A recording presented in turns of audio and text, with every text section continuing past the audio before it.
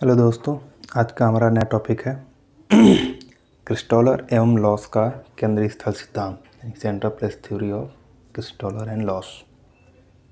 ठीक है, तो सबसे पहले तो हम यही समझ लेते हैं कि केंद्रीय स्थल का मतलब क्या होता है। ठीक है, तो क्रिस्टॉलर के अनुसार केंद्रीय स्थल का मतलब ये है कि ऐसा स्थल जहाँ से वस्तु एवं सेवाओं का प्रदान किया जा रहा हो। ठीक है, जहाँ से वस्तु एवं सेवाएं प्रदान की जा रही हों उसे केंद्रीय स्थल बोला जाता है। ठीक है, जैसे गुड्स एंड सर्विसेज, ठीक है, दोनों प्रदान की जा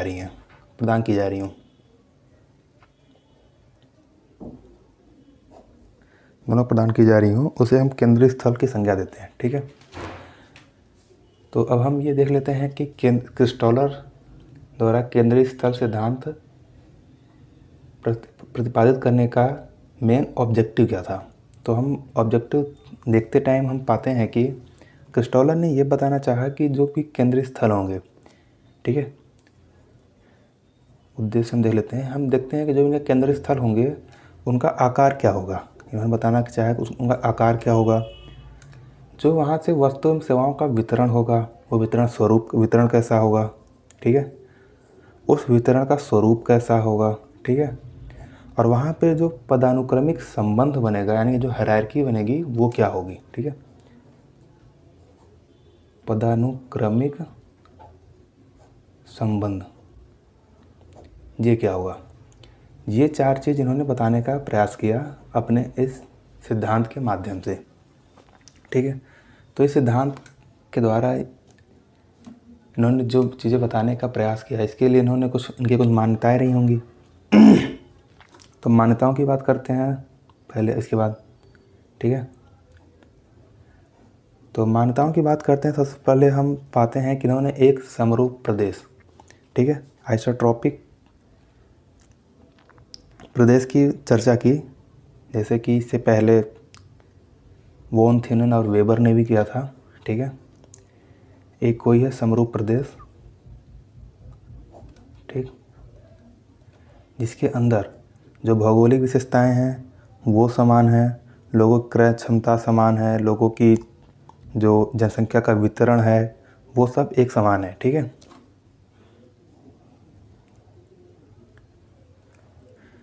उसके बाद उन्होंने क्या बताया कि केंद्र से जो है सभी जगह की जो दूरी है वो दूरी जो है एक समान है। इन्होंने बताया कि जो ट्रांसपोर्टेशन कॉस्ट है वो जो है दूरी इंटू भार का प्रतिफल है। ठीक है, इन्होंने ये भी साथ साथ ये बताया कि जो अपना विक्रेता है, ठीक है, यानी कि जो वस्तु सेवाएं प्रदान कर रहा है विक्रेता, ये आर्थिक मानव है। ठीक है, तो साथ इन्होंने जो क्रेता है, क्रेता को विवेकी मानव बताया।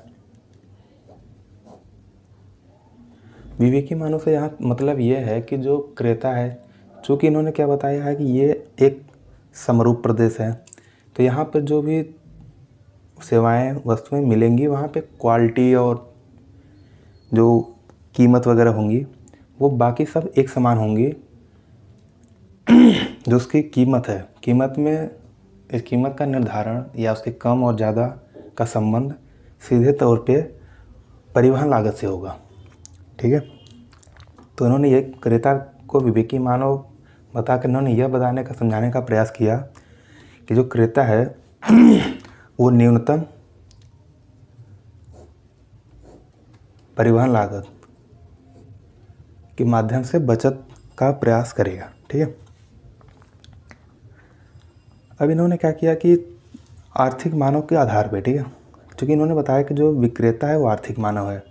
अब विक्रेता को आर्थिक मानव बताया, इस आधार पे इन्होंने ये परिवहन लागत को प्राथमिकता दिया है, क्योंकि इनकी जो कीमत है, कीमत में वृद्धि और कमी परिवहन लागत पर ही निर्भर कर रही है। ठीक है, तो परिवहन लागत को प्राथमिकता उन्होंने दिया। इस आधार पर इन्होंने जो वस्तु को 3 भागों में डिवाइड किया है, ठीक है। यानी कि वस्तु के, ऐसा हम कह सकते हैं कि जो वस्तु का, इन्होंने वस्तु के बारे में 3 चीज़ें बताई थी, ठीक है। यानी इनका बहुत इनका विश्लेषण, किसी वस्तु के लिए वस्तु सेवाओं को जो प्रदान कर रहे हैं उनके लिए 3 विश्लेषण, इन्होंने कुछ विश्लेषण किया और 3 चीज़ें बताई। वो 3 चीज़ें ये थी कि जो वस्तु का परिसर होगा, ठीक है, ये कहाँ तक होगा। वस्तु के परिसर का मतलब ये है कि कोई भी वस्तु और सेवा किसी भी एक केंद्र से, यानी कि स्थल से जो प्रदान की जा रही है, वो मैक्सिमम किस दूरी तक जा सकती है, यानी कि वह मैक्सिमम, वह अधिकतम दूरी जहाँ से कोई भी व्यक्ति उस वस्तु और सेवा को प्राप्त करना चाहता है, ठीक है। ये वस्तु की रेंज हो गई, ठीक है। फिर इन्होंने बताया कि वस्तु की देहरी क्या है, यानी कि थ्रेशोल्ड। इसमें इन्होंने बताने का प्रयास किया कि जो उसका वस्तु सेवा प्रदान करने के लिए जो मिनिमम लोग चाहिए, मिनिमम संख्या चाहिए कि उसका वो व्यापार केंद्रीय स्थल जीवित रह सके, ठीक है। तो वह मिनिमम दूरी जहाँ तक कि मनुष्यों द्वारा, जहाँ तक कि लोगों के द्वारा उसके केंद्रीय स्थल की प्रासंगिकता बनी रहे, ठीक है, वो उस वस्तु की देहरी होगी, ठीक है। फिर हम बात करते हैं केंद्रीयता की।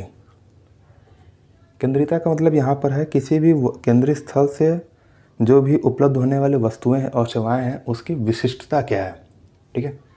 तो वस्तु की विशिष्टता से मतलब है केंद्रित यहाँ पर, ठीक।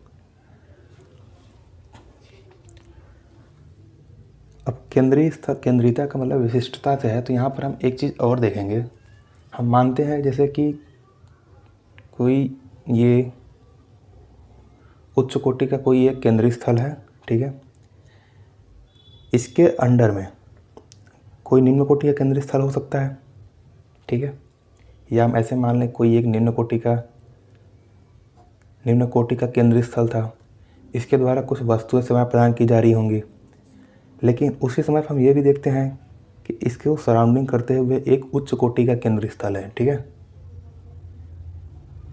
उच्च कोटि का केंद्रीय स्थल है जो इस निम्न कोटि के केंद्रीय स्थल की जो भी वस्तुएं और सेवाएं हैं, यानी कि विशिष्टता, जो इसकी विशिष्टता है, इसको तो प्रदान कर ही रहा है, साथ ही साथ इसमें ये उच्च कोटि केंद्रीय स्थल इसके अलावा ये कुछ अन्य सुविधाएं भी उपलब्ध करा रहा है, ठीक है। तो इस प्रकार हम क्या देखते हैं कि जैसे जैसे किसी वस्तु की परिसर, किसी केंद्रीय स्थल के परिसर और देहरी में वृद्धि होती है तथा वैसे वैसे उसकी केंद्रीयता में भी वृद्धि होती है, ठीक।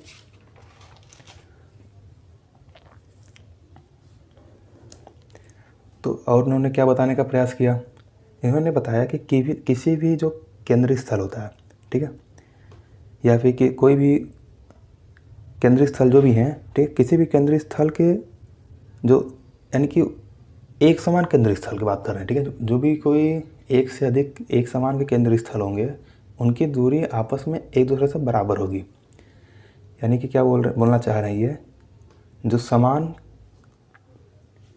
कोटि के केंद्रीय स्थल हैं, ठीक है, वो एक दूसरे से बराबर दूरी पर होंगे, ठीक है, एक दूसरे से बराबर दूरी पर होंगे। इन्होंने ये भी बताया कि जो उच्च कोटि का केंद्रीय स्थल होगा उसके चारों ओर 6 निम्न कोटि के केंद्रीय स्थल पाए जाते हैं। उच्च कोटि के चारों ओर,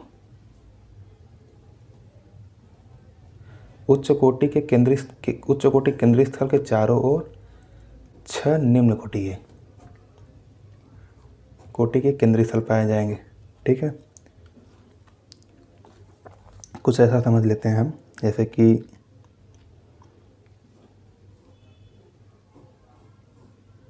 ठीक है, तो हम मान लेते हैं हमारा ये उच्च कोटि का केंद्रीय स्थल है, इसके चारों तरफ A B C D E F ये 6 निम्न कोटि के केंद्रीय स्थल हैं, ठीक है।